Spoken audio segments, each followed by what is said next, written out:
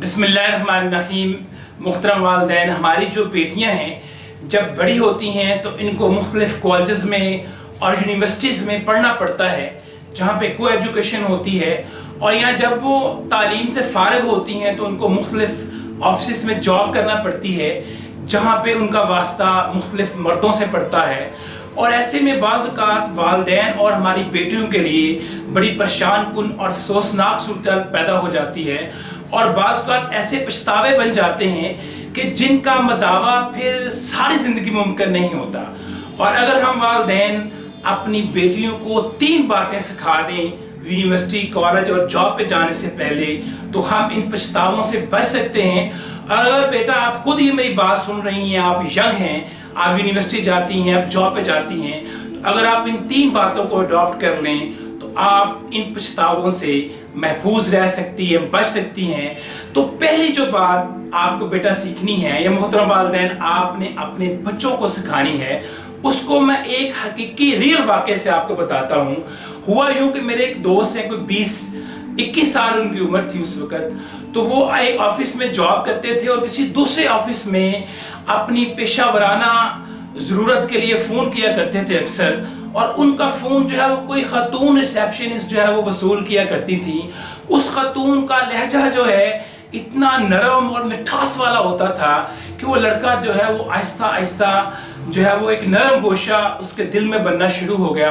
और 3-4 माह गुजरे, उस नौजवान ने फ़ोन पे उस खातून से कहा कि मैं तो आपसे मोहब्बत करने लगा हूँ, आप मुझसे शादी कर लें, बताएं आगे जो है वो सिलसिले को कैसे चलाएं।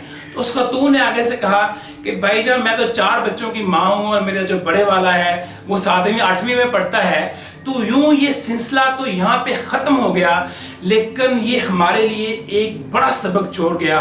वो ये है कि जो नामहरम लोग होते हैं उनसे बातचीत कैसे करनी है, और ये जो मिठास वाला और बड़ा नरम लहजा होता है ख़वातीन का, मसनूई लहजा होता है घर से बाहर, ये कैसे जो है वो गलतफहमी क्रिएट करता है। तो मुहतरम वालिदैन और बेटियों, आपने ये सीखना है कि नामहरम मर्द से बातचीत कैसे करते हैं। आप यूनिवर्सिटी में, आप कॉलेज में, आप ऑफिस में, जितने भी आपके कोलीग्स हैं, ये सारे आपके लिए नामहरम होते हैं।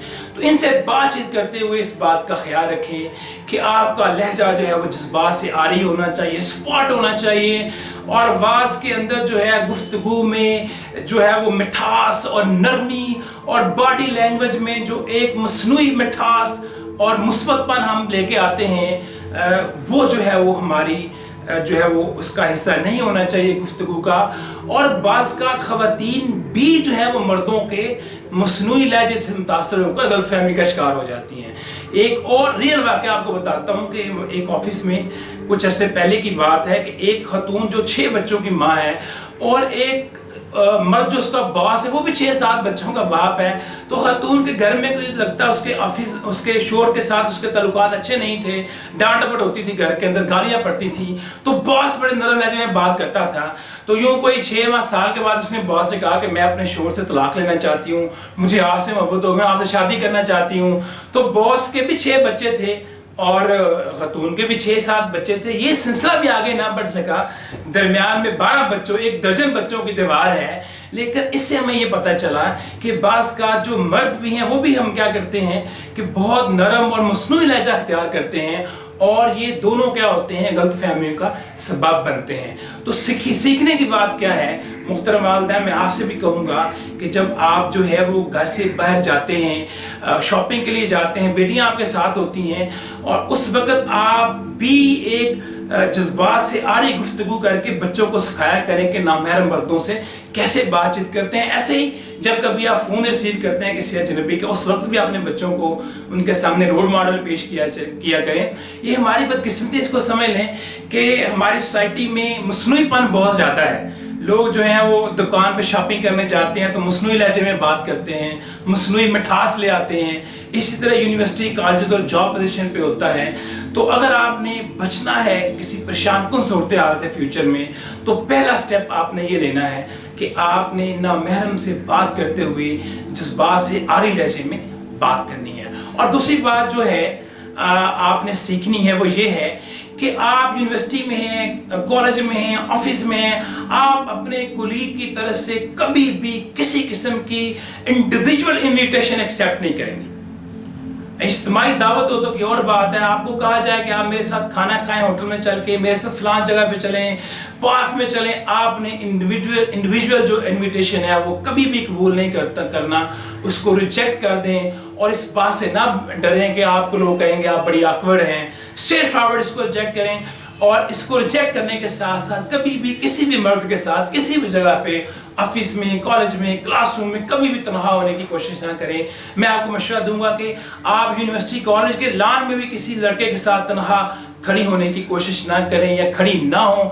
یہ آپ کی پرسنالٹی اور شخصیت کے لیے بہت زیادہ جو ہے وہ مثبت بات ہے۔ اور تیسری بات بیٹا جو آپ نے سیکھنی ہے یا محترم والدین جو آپ نے اپنے بچوں کو سکھانی ہے وہ یہ ہے کہ جب آپ کی بیٹی ڈریس اپ ہوتی ہے تو ڈریس اپ ہونے کا جو مقصد ہوتا ہے وہ یہ نہیں ہوتا کہ آپ پرکشش نظر آئیں، دوسروں کی نظر میں خوبصورت نظر آئیں۔ اس کا مقصد یہ ہوتا ہے کہ آپ جو ہے باوقار نظر آئیں، باروب نظر آئیں اور باحیا نظر آئیں۔ تو آپ اپنی بیٹی کو سکھاؤ کہ جب وہ آئینے کے سامنے کھڑی ہوتی ہیں، ڈریس اپ ہوتی ہیں، تو جب ڈریس اپ ہو لیں تو اپنے آپ سے ضرور پوچھا کریں کہ وہ پرکشش نظر آ رہی ہیں یا باوقار، باحیا اور باروب نظر آ رہی ہیں۔ اگر تو وہ باروب نظر آ رہی ہیں، باحیا نظر آ رہی ہیں اور باوقار نظر آ رہی ہیں تو ٹھیک ہے۔ اگر ایسا نہیں ہے تو اپنی ڈریسنگ جو ہے وہ گھر سے باہر نکلنے سے پہلے چینج کریں۔ یاد رکھیے گا اس سے بھی آپ بہت سارے مسائل سے اور بہت ساری غلط سوچوں سے آپ جو ہے وہ اپنے آپ کو محفوظ کر لیتے ہیں۔ یاد رکھیے حضور نبی کریم صلی اللہ علیہ وسلم کا ارشاد ہے کہ حیا ایمان کا حصہ ہے۔ حیا اور ایمان ساتھ ساتھ چلتے ہیں۔ حیا جب اٹھا لی جاتی ہے تو پھر پریشانی اور بے سکونی جو ہے وہ زندگی کا حصہ بن جاتی ہے۔ اپنے آپ کو باحیا بنائیں، اس بات کی قطعاً پرواہ نہ کریں کہ لوگ کیا کہیں گے، آپ ڈیسنٹ نہیں ہیں، آپ پولائٹ نہیں ہیں۔ یہ جو مصنوعی پولائٹنس ہے اور یہ جو نرم و مٹھاس والے لہجے ہوتے ہیں، ان سے اپنے کولیگز کے ساتھ گفتگو سے گریز کریں، باحیا رہیں، محفوظ رہیں گے۔ یہی میری آپ کو نصیحت ہے، یہی 3 باتیں آپ کو بچا سکتی ہیں۔ بہت شکریہ۔ اللہ تعالیٰ آپ کا اور ہم سب کا حامی و ناصر ہو۔